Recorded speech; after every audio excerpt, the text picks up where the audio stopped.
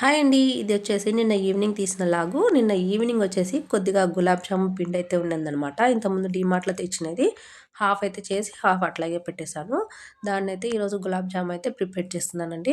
So, ముందుగా పిండి అయితే తీసుకొని కొద్దిగా గోరువెచ్చని పాలు యాడ్ చేసుకుంటూ మెత్తగా కలిపేసి పక్కన పెట్టేసుకోవాలి. ఒక కప్ వచ్చిందనమాట పిండి. దానికి నేను 1:30 కప్ అయితే షుగర్ యాడ్ చేసుకొని వాటర్ కూడా 1:30 కప్ యాడ్ చేసుకున్నాను.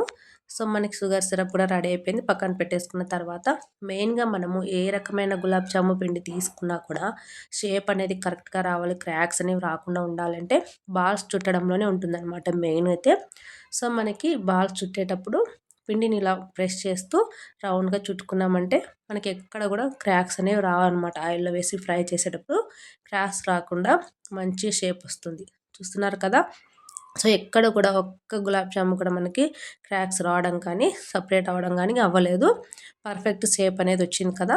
సో, నెక్స్ట్ టైమ్ మీరు ఎప్పుడైనా గులాబ్ జామున్ చేస్తే ఒక్కసారి ఈ విధంగా ట్రై చేయండి. చాలా సూపర్‌గా వస్తుంది. మీకు ఫుల్ వీడియో కావాలంటే ఈ షార్ట్ పైన అయితే లింక్ ఇస్తాను. తప్పకుండా చూడండి. చూస్తున్నారు కదా! టేస్ట్ అయితే చాలా బాగుందనమాట.